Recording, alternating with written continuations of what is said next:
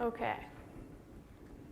Cool. Well, thanks for having me. Really excited to kick off the last day of this awesome conference. Hope everyone's had as good of a time as I have. Big thanks to Drew and Matt and the camera crew and everyone else who's helped out. So when Drew first got in touch with me about speaking here today, I was working as a designer at a startup called Figma in San Francisco.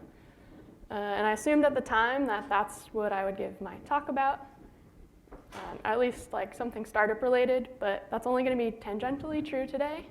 A couple things in my life have changed since then, most obviously that I left my job. So I'm really just going to talk a bit about that. So I know there are definitely some people in this room who are a lot better at this than I am, but maybe some of you can relate. When I was working, I was busy, right? Like full-time job, startup, trying to get a product to market. There's a lot going on, and I was really struggling to follow through on side projects. I wanted to learn new skills, but when I came home at night, I was tired. I didn't want to look at a computer anymore. Like, it's kind of rejecting a lot of my, side passions. And I'd been working on the same problems over and over again for years at this point. At times I was questioning whether I should have diverted from what seemed like a pretty promising path in furniture design to join a software startup. And in general, I think I was just feeling creatively depleted. So that's kind of where I was a few months ago. I think the only thing to do is back up and tell you about the 24 years leading up to that point. So I grew up in Jamestown, Rhode Island. Rhode Island is most prominently known for being really small, so I don't know if anyone's been there, but Jamestown's a pretty cool place. It's a 9 square mile island. You might recognize it from the movie Moonrise Kingdom. That was filmed there, so that's what I watch when I'm homesick. It's pretty nice. And true to the movie, Jamestown's like an ideal environment for exploring as a child. It's really small, it's a super tightly knit community. It's the kind of place where everyone knows everyone, so it's safe. And when I was growing up, at least, there was just a ton of freedom for kids to roam and play and, get into trouble and most importantly, create stuff. And so another really influential part of my upbringing. Okay, sorry. Am I too loud? No, it's the mic. Okay. Cool. Thanks. So yeah, that's my dad. And I think one of the reasons I grew up with so much opportunity to make things was because of him. He's a machinist and a boat captain, and he works at the University of Rhode Island, basically helping grad students bring their ideas to life. So anytime I had an idea, even as a pretty small child, we're talking like first grade, second grade projects, we always implemented them in very big ways. So I was like definitely the kid who's like obvious their parents helped them with their project because it was like full-blown woodworking, and I couldn't find the picture and my parents couldn't find it at home either, but there's definitely a picture of me as like a 6-year-old on a drill press, and like the goggles take up like my whole head. So having this kind of upbringing, I really felt empowered from a really young age to change my environment and to really manifest my ideas in our physical world. I like to reference this photo because it's like bikes, cats, wood, like nothing in my life has changed. I'm in my underwear. It's like pretty much the same person I am today. And on that note, I've always thought of myself as a builder and a maker. And growing up, that was always the case, more so than identifying as an artist. And with my dad, we built all sorts of stuff. Like my brother and I were really into skateboarding, so the only thing to do was like build a half pipe. This is a boat I built. I don't have a cursor, but that tree is a mast, and like there's a sailing race in my town where like you had 2 hours on the beach to build a boat, and then you had to race it. So like, kind of growing up with this like resourcefulness and scrappiness that I still really like today. So I definitely thought of myself as a builder. Like at this point, probably could have gone the engineering route. Excuse me, but kept going on like more of the artsy, creative side of things. my aunt and uncle are photographers, so I had a camera at a pretty young age and was like really into taking portraits of my friends when I was 12. And the same aunt and uncle gave me my first copy of Photoshop, which is typically a pretty influential point in many of our stories, I think. But instead of making websites, I was doing weird stuff like this. It's called a beer. Yeah. I didn't know what it was. I mean, I had a lot of fun with things. It was a comfortable and familiar introduction to computers. And at the same time, as a child, I had a chance to get into glass blowing. And I did an apprenticeship in glass blowing for a few years. And basically, I was exposed to so many different mediums that kind of, I don't know, it really defined, yeah, still who I am today. I was used to being able to create in any material I wanted and in any medium. So because I was from Rhode Island, the natural choice for me for college was to go to RISD. And RISD was like pretty relevant even growing up. Oh yeah, I included New York and Boston for reference in this map. Like RISD was 30 minutes, or 38 minutes, 30 miles from my house. And that was pretty relevant because the culture of Jamestown, in retrospect, is actually like very much defined by people who went to RISD. It's like kind of a haven, you know, everything from the architecture to like impromptu sculptures on the beach and stuff. So at RISD, like, started getting into drawing. I thought I wanted to go into architecture, mostly because that was really the only design career I knew of at the point. But, you know, you have a chance to like draw with your feet and like do whatever weird stuff you want. I ended up declaring furniture design as my major. And not because I ever really intended on pursuing furniture per se, but I really liked the size of the department. The people there were like super passionate about furniture, and I'd rather be with like a smaller group of crazy passionate people than people who were pursuing other things because they thought it was a safe bet or their parents wanted them to do it. So I doubled down on furniture. The cool thing about RISD was no matter what your major was, you had the opportunity to take classes in whatever you wanted, and you know, I had friends in all different majors, so I had the chance to like hop down to the ceramics department and play around. I started getting into electronics. This was a banana sausage potentiometer.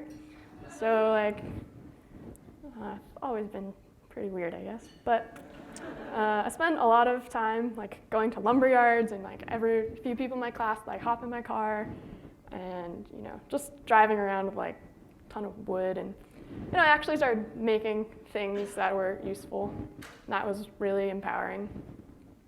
I'd come home for breaks and like, be like, oh yeah, you know that old chair in the attic? Like, I can refinish that. Like, that's gonna be good now. And so I went on just making lots of furniture. Oh, wait, I included this picture because it's a good story. I'd made this bench my sophomore year, and I ended up selling it to someone and never heard about it or saw it again. And then like 6 months ago, I was on some architecture blog, and there's this picture, and I was like, wait, that's my bench. And I'm like, did someone knock off my bench? And then I found out whose house it was, and like figured out that that person had been given the bench by the first person, so someone's using it, which is nice to know. I've included some slides that I'll probably just go through pretty quickly, but at least for this project, I'll talk it through. I just want to highlight that the design process is so similar no matter what you're doing. For furniture, it was like, okay, my assignment is to design an ottoman. Like, what is an ottoman? It's actually like a pretty conceptual piece of furniture that we all just accept, but it's a seat, it's a footrest, it's a table. Like, got to figure that out somehow. What I want it to look like, it's like my mood board for my ottoman project, you know. Identify the problem, you like kind of have a feel for what you want to do, you start sketching. These are kind of out of order, but you make a thing. This was the ottoman I made. Oh yeah, this is the prototype. I've included some like funny prototypes. This looks like he's wearing pants, so. Again, my original inspiration, so some like rolled up pants. Anyway, making furniture, I started getting into lighting design. And one of my hobbies, I guess, is like wandering Home Depot or like McMaster-Carr. It's amazing online industrial hardware retailer. If you don't know it, check it out. So this light bulb is it's called a T12 light bulb, standard part.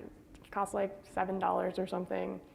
And I started getting into like taking these readily made parts and trying to put them in new contexts. So instead of seeing this, inside a fluorescent light in a warehouse, it's now an object for the home.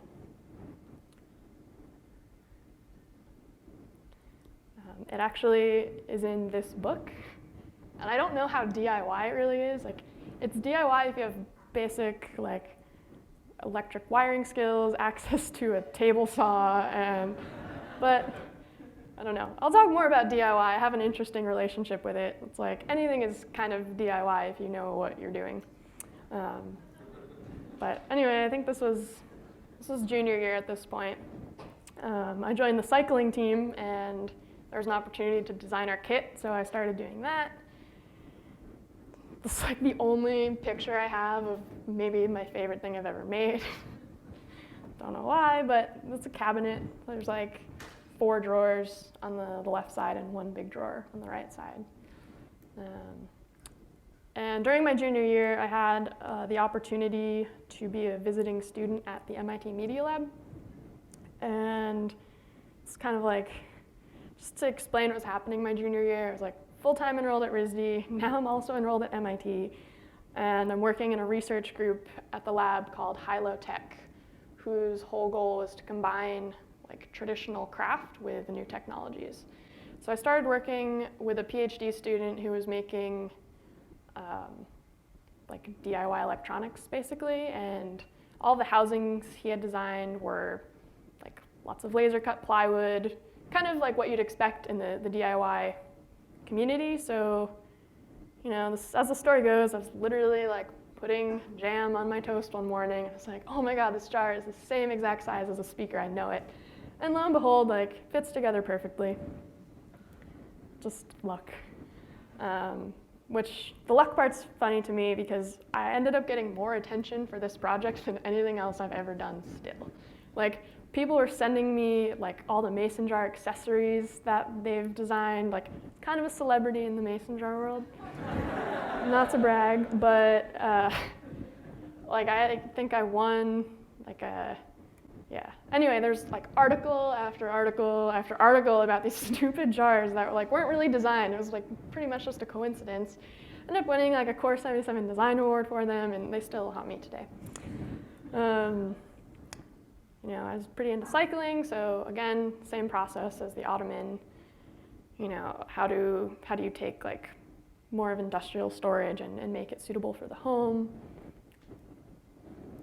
Just put these prototypes in here to highlight how important the prototyping process is no matter what you're doing. This actually bore weight, which was funny.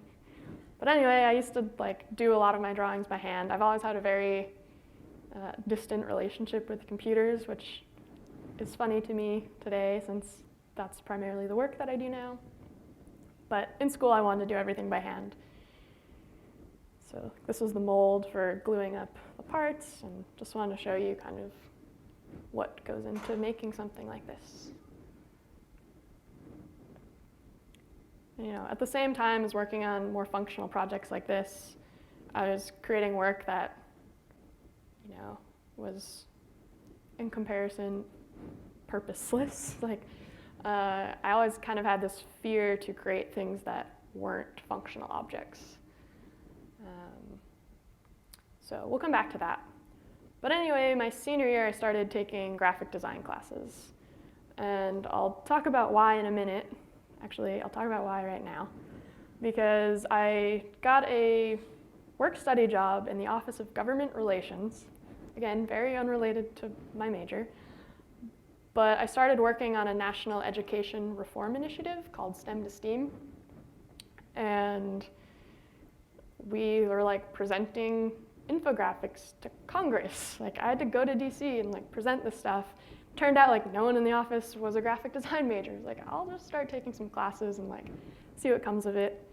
In the same vein, this was my first website. Everyone included it, so I didn't want to get left out. And this was for the student group I started for STEAM, which is called RISD STEAM, and it's pretty cool. We had a bunch of events. The whole premise is like adding an A to science, technology, engineering, math to support like creative and critical education. So we got to host a creative mornings. That's me, the last time I think I awkwardly spoke at a podium. We had workshops with the people I had met at MIT. My favorite thing we did, I brought Jizza to RISD, the rapper from Wu-Tang Clan, to give a lecture about physics. That's us. And yeah, it's pretty cool to start a group that has since spread years later. They're at 7 different schools now, like Brown, MIT, RISD, Yale, Rutgers, Harvard, BU. So it's fun to be part of something that lives on like that. It's still very much an interest of mine. One of the first digital products I made actually started as this. And STEM to STEAM was actually going really well, and there was so much outreach from different people who were interested in getting involved that our office, which was one full-time actual staffs person and like me and a couple other students, we couldn't actually like field all these inquiries. So we started trying to like map out who was where, and this was my prototype for what became a digital product. So every person who was interested or we were interested in, was tagged as an advocate or a practitioner, like whether they're in research or education, policy or industry. And the ultimate goal was to create a digital map where you could go on if you're interested in what we were doing, add yourself, and then like connect with other people. So we kind of cut ourselves out of the process. And it was super cool to see that, people in Altoona, Pennsylvania were like interested in what we were doing. So, you could go on, add yourself. It's not really supported anymore, so there's definitely some type issues on the website. But that kind of led me somehow to be the feature editor of a magazine for one issue about STEAM. And it wasn't until we were like a month into working on this project that the person from the magazine realized I was a 21-year-old student. They thought I like worked for RISD, so that was kind of fun. Still got it done. And while that's happening, I'm still like exploring all these other things. It's the senior year now. I'm like, yeah, I want to start designing clothes. T-shirt pockets don't make any sense. Like, why are they that shape? What do you put in them? So I changed it. I also, in the furniture class, wanted to start getting into more of this, app world, because that was like the thing to do. And so I decided to like create a hypothetical product. It was a water bottle that like knew how much water you drank. It was like Fitbit for water. I think like Eve Bahar's done that now, but I got there first, just saying. These were like my wireframes or my prototypes. Like it's hilarious like what I actually have photos of and what I don't. The best feature of the app was that you could tilt the thing and the water would slosh around. So. Let's see if this works. You might be wondering what this is. Oops.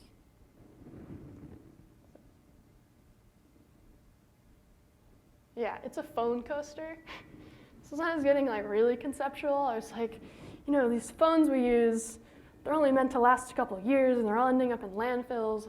And all the accessories that get made for each one, that's even worse almost. So I had the premier leather craftsman in the country produce these things for me, and I'm hoping in 20 years when these accessories still exist, people don't even recognize this form factor anymore.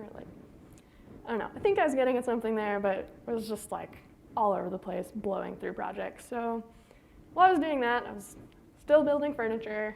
That's kind of what I was getting a degree in, so I was still doing it.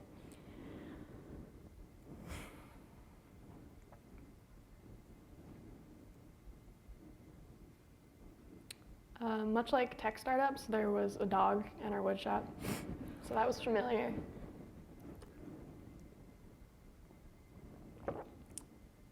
A skill I didn't have, and a project I hadn't done yet at RISD my senior year, was to make a book. So I decided to, take an independent study with graphic design professor in order to make my degree project book. Like, I got pretty good at like hacking the class schedule and everything, but got to lay out my first book about all the work I was doing, and had a chance to write and reflect on that. And at this point, I was really tired, and it's really amazing how many photos I was able to find of myself like passed out at school. Like, that's me. My whole class was like laughing at me. I don't know why I'm sleeping in this. I don't even know what that is. This is me while I'm supposed to be monitoring the safety and efficiency of a 70-person wood shop, and I'm actually just passed out in Chipotle. Yeah. So then I graduated, and if you were watching our graduation from home, you'll notice that that's me, and you might think I graduated in graphic design, because at this point they're like, we don't know what major she is. So I just went along with the graphic design thing, and that landed me a job at Figma. And if you don't know, Figma is, I don't ever know if things are working. Yeah, Figma is a browser-based design tool with collaboration features for product teams.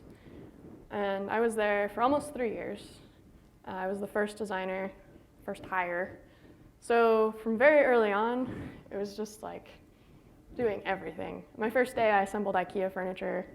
I was like the only one in the office who knew how to like put the first aid kit on the wall. Like, I did all that stuff. It also required moving to Palo Alto. And this was our office after about the first year or so. And really what I was doing for a very long time, which I didn't expect because I, saw all the flashy apps and websites, and it's like, that's what I want to do. Just like whiteboards and whiteboards. And I'm showing all these photos to like highlight the fact that at the beginning of a product like this, there are just so many things to figure out.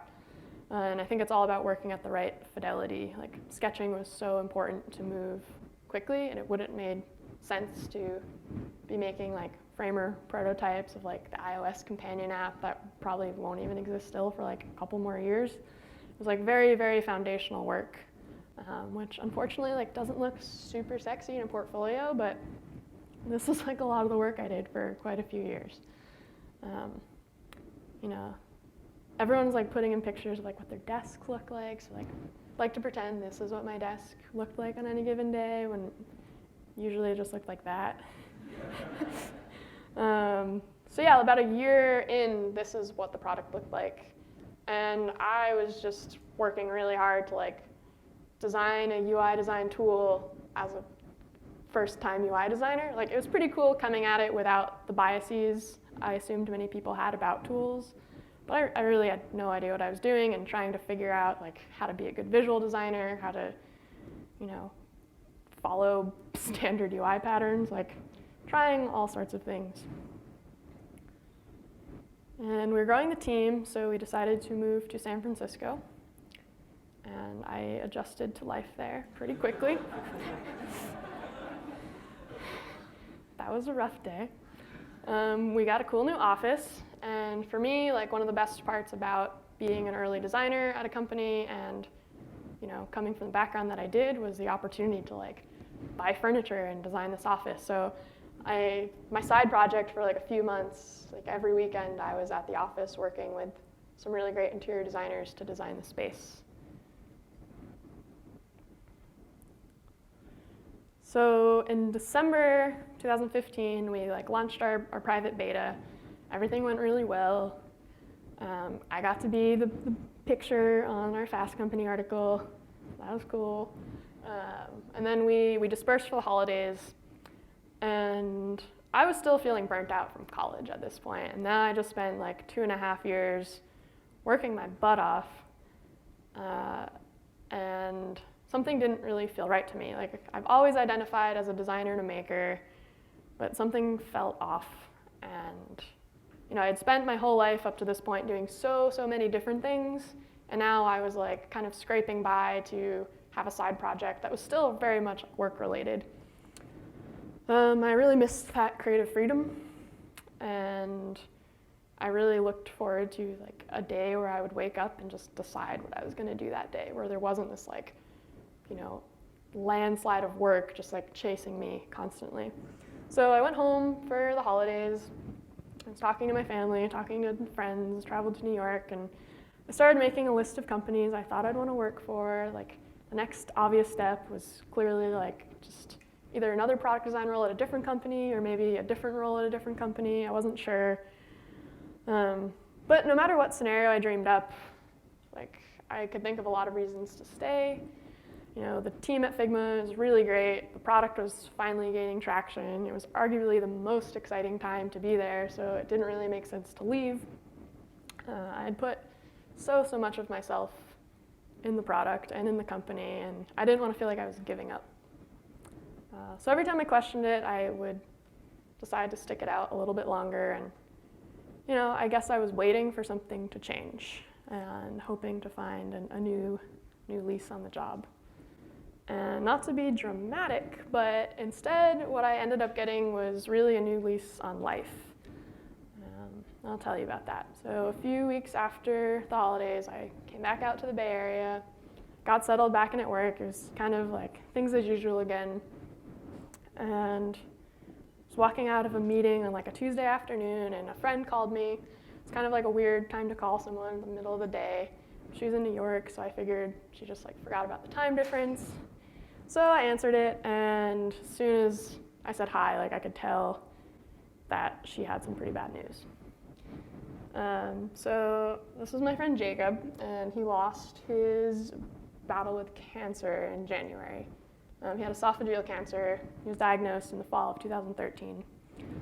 And like, it's really weird if you've ever gotten a phone call like that. Like, you don't know what to do. I knew I was like, all right, I gotta fly back to the East Coast, gotta book a plane ticket. Like, that's like something to do. I can sit down and do that.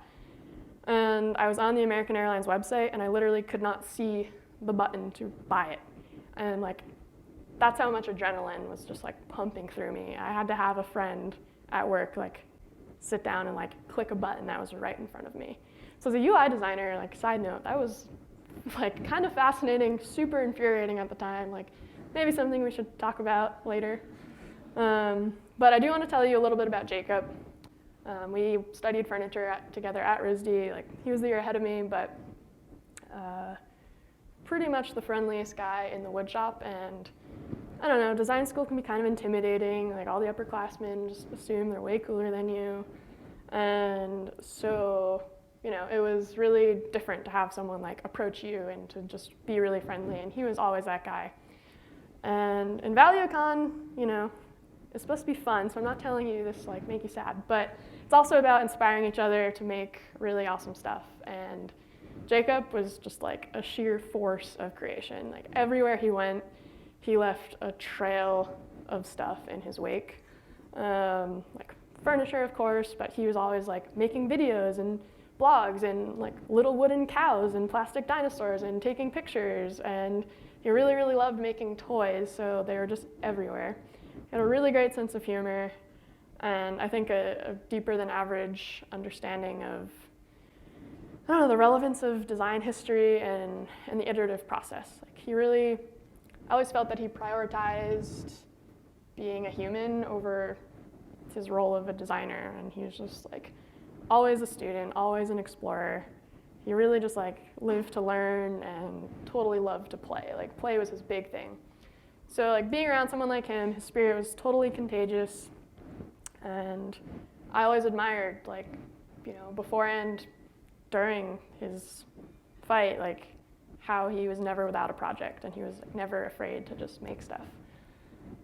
So he made this at school, and this got to market. Like, I feel like, you know, it sums him up pretty well. It's like super clever. Like, people bought this. You can buy it everywhere, and you should. 4th of July is coming up. Comes in different colors. So he had polished work like this, but he also just like had his hands on everything all the time. This is actually a picture of the block they make when you have like proton radiation therapy.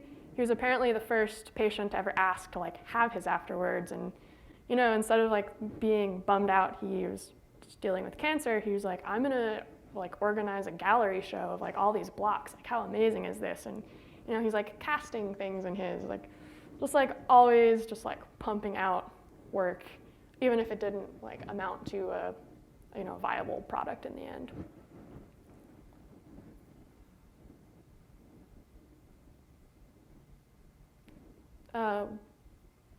He was actually in grad school while all this was happening, and I just figure without any context, you don't know that that's like a floorboard that he hid stuff under as like part of his final show. But yeah, I think he was really just quite an amazing artist. I think this is a video. One thing I should note is that he was really good at documenting things, and like so good that I can go through his like 4 different blogs and his Instagram and our messages together and just have so much content. He was so communicative and so like eager to share what he was thinking. He was also writing a book about the experience he was having, so these are some illustrations from that. They're scattered in here.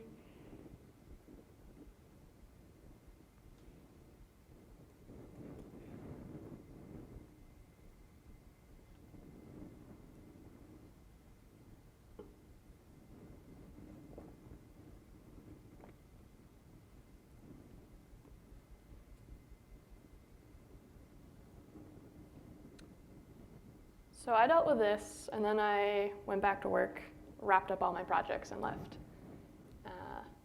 Because I realized there were so many things in my life that I wanted to do, and I wasn't pursuing them. And it was really as simple as that for me. I've spent a lot of time in my life so far like worrying about the validity of concepts and following the right process and how impactful the work would be before I even made something. And when Jacob had an idea, he made it. That's how he learned. And today I'm learning how to not hold back, like how to give my own ideas a chance, trying to produce work quickly, like just kind of follow that flow and enjoy the ride. So I'm just going to show you what I've been up to over the last couple weeks. First thing I did was go to Hawaii for a week. That was awesome. I've also joined a wood shop in San Francisco, and I'm just like making stuff that I need in my house, like running little experiments, I like to think. I was telling someone a couple days ago that I've been trying to get my roommates to like take their shoes off in the house. So I'm like, all right, you need a place to sit down. Like if I can encourage your behavior, like facilitate that in some way. I've been working with a PhD at Stanford in conjunction with NASA on like redesigning some UI. Side note, like the software people in science are using is like so bad. So if anyone wants to go make an impact, you should like get a job at NASA redoing absolutely everything. It's like awful. Just like having fun was the most important part. And I've also been trying to figure out how to work in some of the interests I mentioned with like education policy. So, because I'm not working, I can go on a Tuesday morning to a kindergarten and help teach a lesson on how to make parachutes out of coffee filters and try to like explain to little kids like these principles of STEAM. Really just about making work that has no apparent consequence and just not being afraid to like put work into the world as a larger process of discovery. So I think this is hilarious, and I don't know if anyone like sees the difference, maybe because not everyone's from San Francisco. Like, turns out SF is really similar to SP, my initials. So I made this hat and I can wear it to Giants games, and everyone thinks I like sports.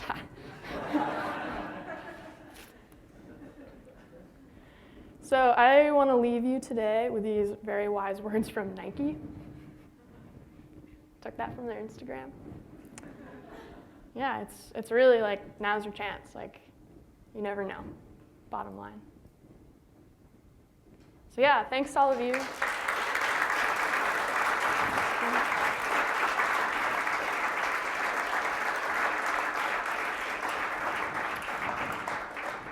And I mentioned if you really do want to buy a spatula, which you should check out, Jacob put together a website and a little campaign called Flip for Cancer. So a lot of the profits from that go straight back to Penn Medicine, where he was being treated. Questions? Curious on how much time you spend in the wood shop. Like, messing around with just technique and stuff like that versus having an idea like in a sketchbook or whatever and trying to execute on the idea? Like how much is just pure exploration that turns into something versus having an idea and executing on it? A lot of it, because I've realized I'm just like not the person who has ideas like just pop in my head and like, oh yeah, sketch this out perfectly, like go build it, no problem. Like my process isn't like that, and I don't totally know what the right process is for me yet, but I do. That's the reason I got the shop in the first place. Like I didn't know what I wanted to make when I got the space, but just being in there and like having my hands on the materials again, it gives you that chance to make anything you want. So like, yeah, I've been making some functional things. Like it's definitely cool to be like, oh, I need a new like bedside table. Like 2 hours later, I have a bedside table. But yeah, like I really like plywood as a medium before, and that's never been the case. And I only realized that from making a jig for something else I was making. I was like, oh, actually, like when you sand this down, it looks really nice. Like I'm gonna start making pieces out of that. It's like cheaper and faster and more stable. It's great. It's like super efficient. First question from the cameraman. Yeah.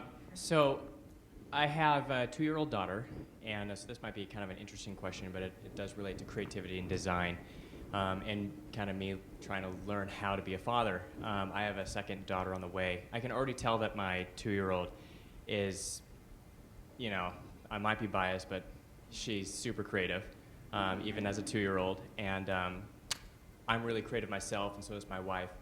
I would just want to ask, from your perspective, growing up with a father who was, in the shop and all the creativity, what would be something that you could recommend, or, I don't know, maybe any advice to give to a father that you experienced from your father that you would want to pass on to, I guess, enhance that creativity?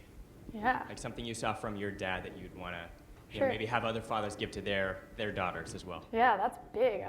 Scary. Yeah, I mean, maybe this is the case for everyone, but growing up, like, I thought my dad knew everything. And part of that was because if I had a question for him and he didn't know, like, he found out. And he made, me part of that discovery process. And I think just this idea of, like, okay, why not, like, take the next step? Like, if you want, like, there's no skate park in our town, and, like, you want to skate, like, let's build a half pipe. Like, just do it. And it was never like he was going to go do it and then I'd enjoy it. It's like, oh, you're doing this with me. Like,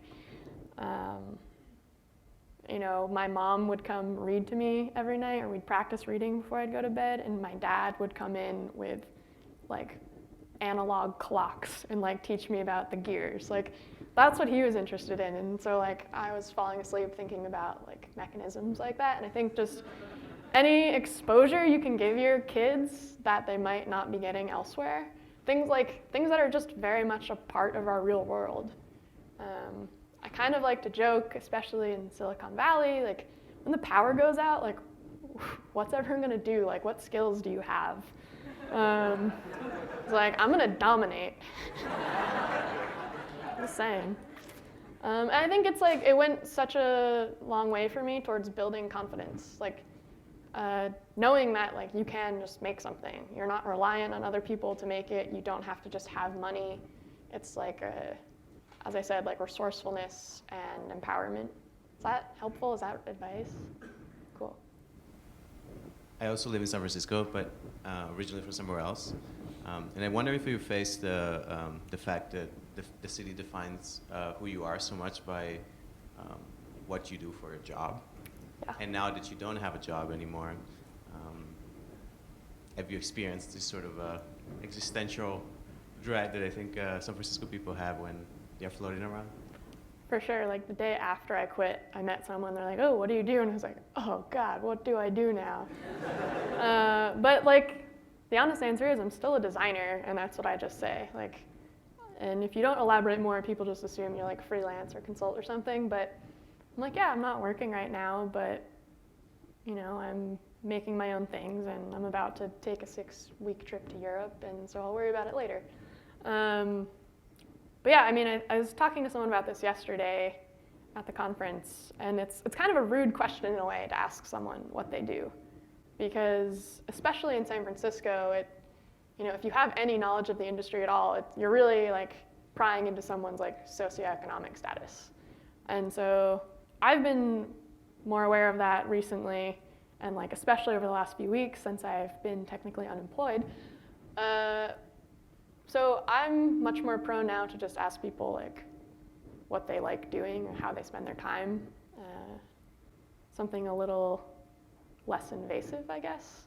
But yeah, it's like clear you go to like these venture capitalist networking events and everyone like wants to know what startup you founded or where you work and like how long you've been there, and it's just like a very aggressive place. So I'm trying to just put like more positive energy back into it and be more easygoing. Hello? Hi. I'd love to hear a little bit more about just what you have for your goals for STEAM and just getting more involved in education. I'd love to hear more about like what you're doing in your free time volunteering in schools and what you hope to get out of that. Yeah, so STEAM's actually in a pretty exciting place right now.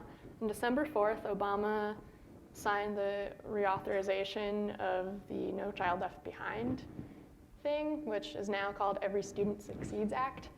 And there's a provision in the very end that was introduced by Congresswoman Susan Bonamici from Portland, Oregon, that basically provides funding opportunities for states to go after for schools for adding like arts to STEM curriculum.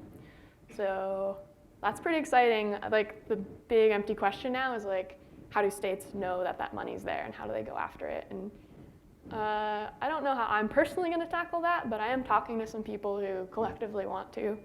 And I'm definitely considering opportunities in policy and figuring out ways to get to extend design into that space, policy and education. It's always been like, there's been people on two extremes. There's the third grade teachers in Wisconsin who want to meet up and get coffee and talk about how they can teach lessons in their classroom, and I've done that.